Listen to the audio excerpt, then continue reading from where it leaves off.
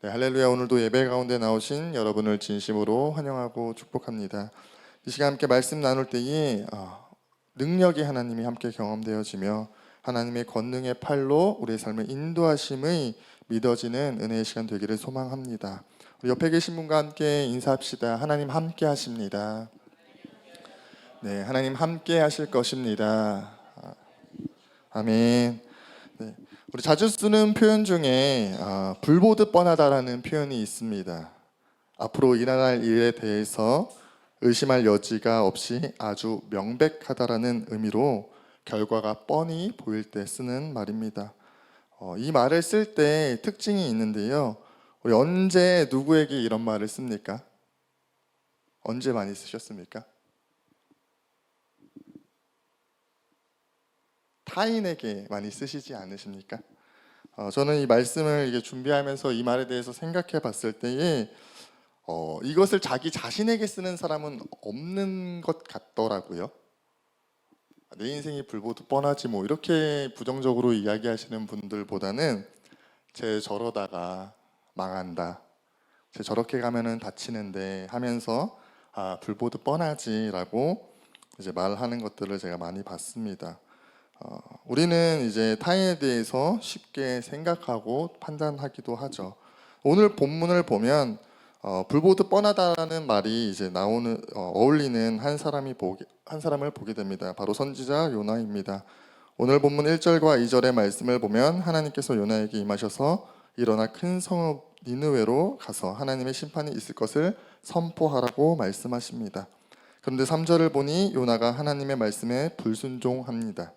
3절을 보면 신기한 것이 요나가 다시스로 도망하려고 마음을 먹고 생각하며 욥바로 내려갔음을 기록하는 것을 보게 되는데요.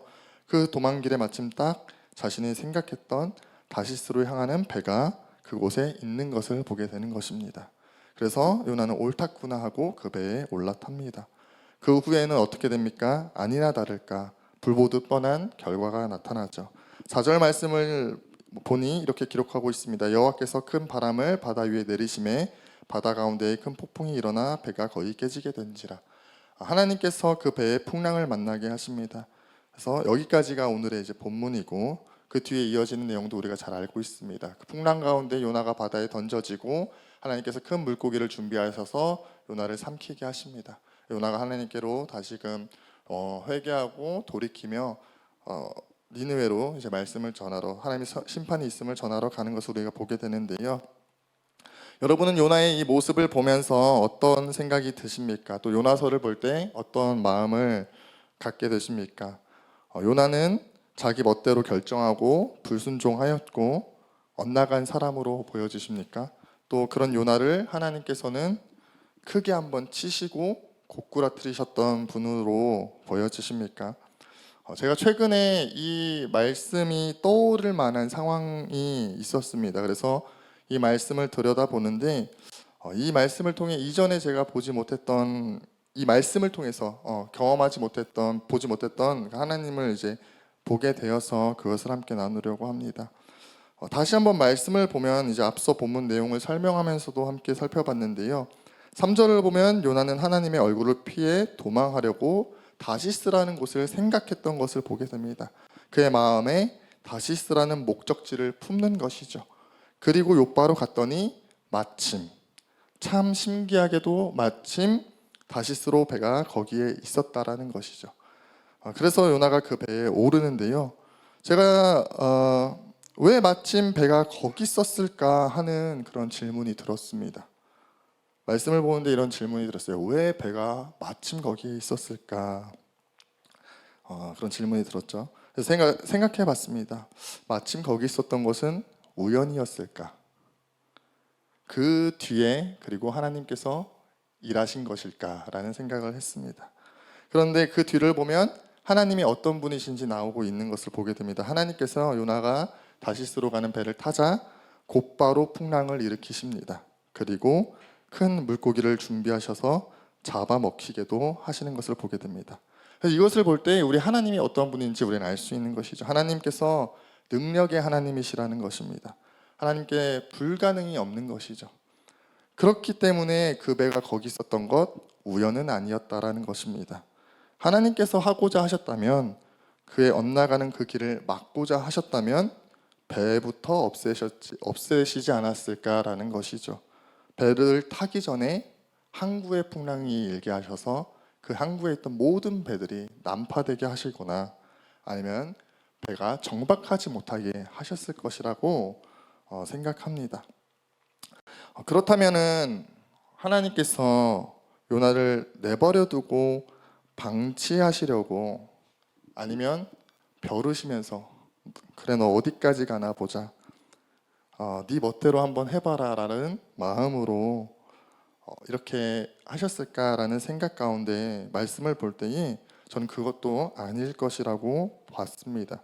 왜냐하면 3절과 4절에 그 갭이 너무나도 짧은 것이죠. 하나님께서 만약에 요나를 벼르시는 것이었다면 최소한 다시스는 도착해서 그가 무슨 일을 하는가 지켜보시지 않았을까라는 생각이 드는 것이죠.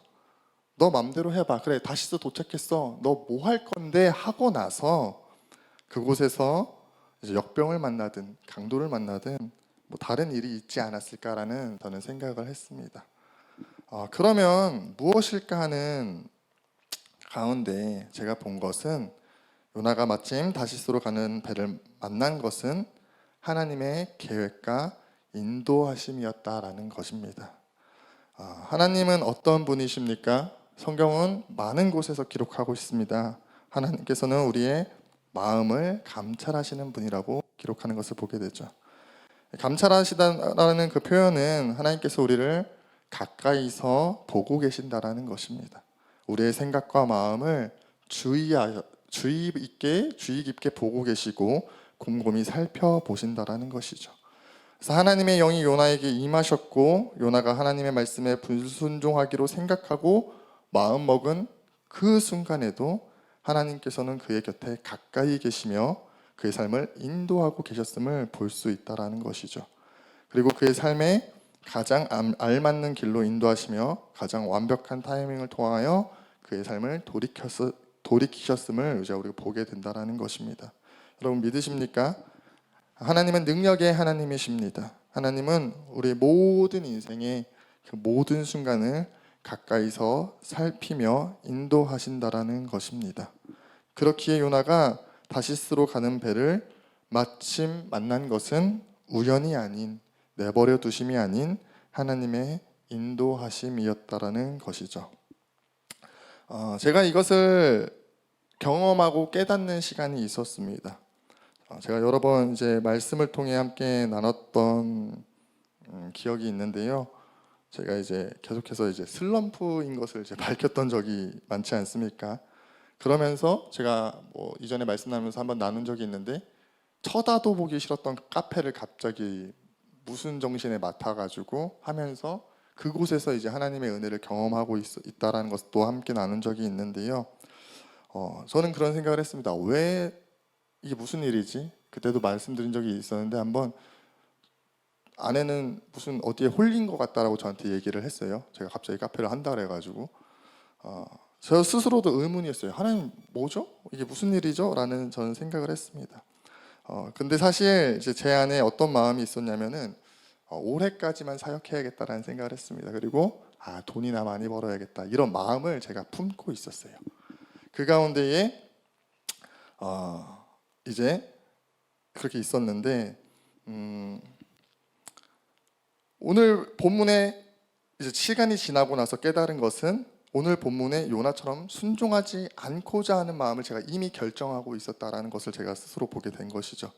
그리고 제 마음속에 사역을 그만두고 돈이나 벌어야겠다라는 생각을 갖은 그 모습이, 그 시점이 마침 요나에게 다시스가 보였던 것처럼 보기는 싫었으나 그냥 카페가 눈에 확 들어왔다라는 것이죠. 그래서 하나님의 말씀에 불순종하려다 보니 생각에도 없던 카페가 마침 보이기 시작했던 것이 아닌가라는 깨달음을 저는 가졌습니다. 요나도 그러지 않았을까 저는 생각합니다. 요나가 처음부터 다시스를 가고자 생각한 것은 아니죠.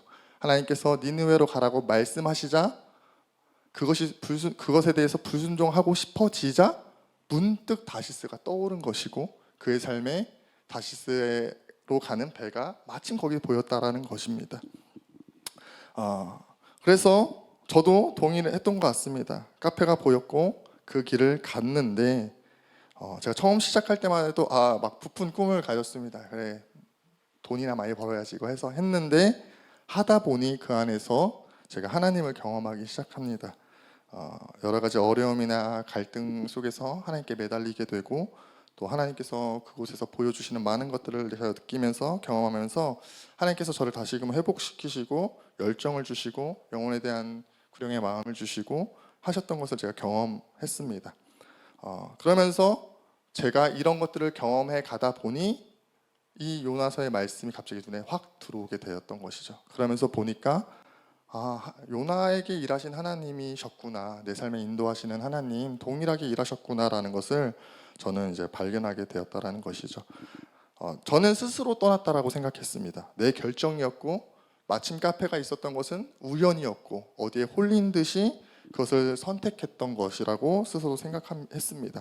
하나님으로부터 멀어지는 순간이라고 저는 스스로 생각을 했습니다. 그러나 사실은 하나님께서 제 삶에 가까이 오셔서 그 순간에도 가까이 오셔서 저를 보고 계셨고 인도하고 계셨고 완벽하게 자연스럽게 저를 회복시키며 인도해 가셨다라는 것이죠. 저는 하나님께서 저를 치셨다라고 생각을 하지 않아요. 저를 고꾸라뜨렸다고 생각을 하지 않고 하나님의 완벽한 타이밍에 저를 인도하심을 저는 경험했습니다. 오늘 말씀이 그것을 우리에게 말해주고 있는 것 같습니다. 하나님의 완벽한 인도하심을 우리에게 말하고 있는 것이죠. 하나님은 완벽하시며 완전하신 분이십니다. 우리의 시선으로 바라볼 때 스스로의 모습이 또 누군가의 모습이 하나님을 떠나는 것 같은 순간일지라도 저러다 망하는데 저러다 다치는데 하는 순간 같아 보일지라도 하나님은 내버려 두지 않으시고 가까이서 살피시고 계시고 인도하고 계신다라는 사실입니다. 그 길마저 인도하시는 분이 우리 하나님이십니다. 그렇게 우리는 함부로 판단해서는 안 될 것 같습니다. 또 우리가 걱정할 필요도 없는 것 같습니다. 우리의 인생이 불보듯 뻔하기 때문입니다. 그런데 그 이유는 그렇게 가다가 망하는 결과가 있기 때문이 아닌 하나님께서 가까이서 살피시고 인도하시고 붙들고 계시기 때문에 역사하실 것이기 때문에 그 결과가 불보듯 뻔한 것입니다. 그래서 우리 옆에 계신 분과 함께 인사했으면 좋겠습니다. 불보듯 뻔하십니다. 하나님께서 인도하실 것입니다. 저는 저와 여러분 가운데에 하나님의 이 가까이서 살피심이 느껴지고 경험되어지게 되기를 간절히 소망합니다. 우리의 가족 가운데에 여러분의 자녀나 또 여러분의 부모님이나 형제 가운데, 친척 가운데에, 우리의 이웃 가운데에 우리의 시선으로 볼 때 걱정되고 안타깝고 불안하고 안쓰러운 모습들이 있습니까?